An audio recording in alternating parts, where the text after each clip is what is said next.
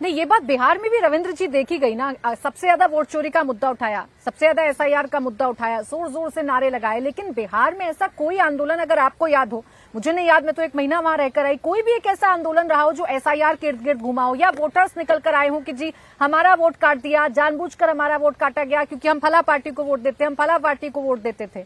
तो क्या सिर्फ एसआईआर को लेकर घूमना ही एक बात एजेंडा समझ में आ रहा है, अगर सियासत में देखूं तो मैं विपक्ष को? नहीं, लोगों के वोट काटे ऐसे तो ढेरों वीडियोस दिख रहे हैं। लोगों ने बाहर आके बोला है, वोटिंग की लाइन में खड़े होकर बोला कि हमारे वोट कट गए, लेकिन उनकी सुनवाई के लिए फोरम कहां है?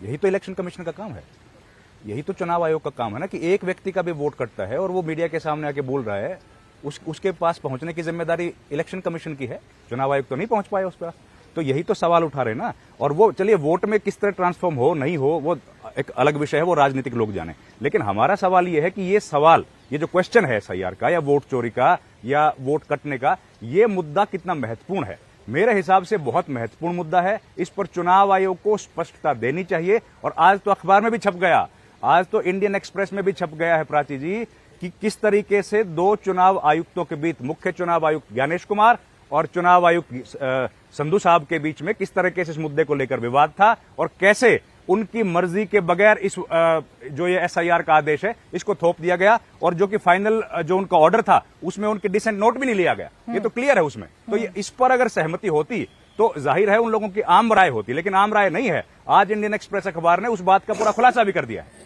नहीं, एसआईआर से ही काम चलेगा, बाकी इस देश में और कुछ नहीं होगा। बाकी ना संसद चल पाएगी, ना किसी और मुद्दे पर चर्चा हो पाएगी, किसी और मुद्दे पर निकलकर प्रोटेस्ट हमने नहीं देखे या कोई आंदोलन हमने नहीं देखा। विपक्ष की अगर बात करें, अगर एसआईआर से ही चिपके हुए विनय जी नजर आ रहे हैं। एसआईआर ही अगर मान लीजिए उनके लिए सबसे बड़ा मुद्दा, कितना वोट एसआईआर में छिपा हुआ है?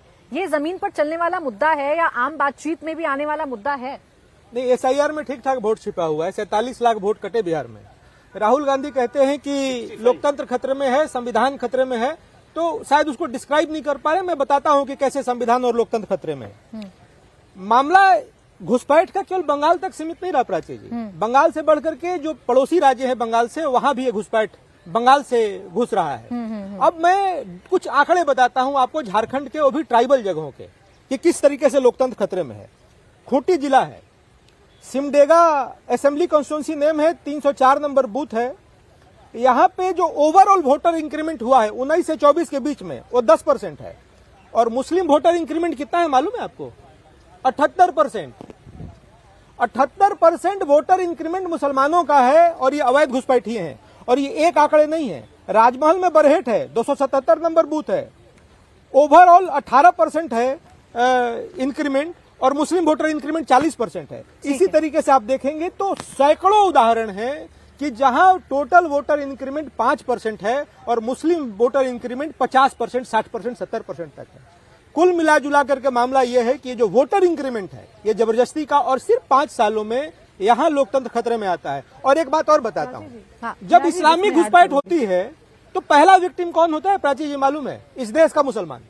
इस देश के मुसलमान का रोजगार खाता है घुसपैठिया मुसलमान। पहला विक्टिम कौन होता है? ट्राइबल होता है। दोनों बातें सही हैं। बिहार में जो एसआईआर हुआ उसमें एक कम्युनिटी टारगेट नहीं थी। हर जिले में दूसरी कम्युनिटी जो मेजॉरिटी में थी सबका वोट कटा है। दूसरा, ये घुसपैठिए उन पर असर पड़ने वाला है। ये घुसपैठिए को वोट देने का अधिकार नहीं है। वोट देने का अधिकार यहाँ के मुसलमानों को है।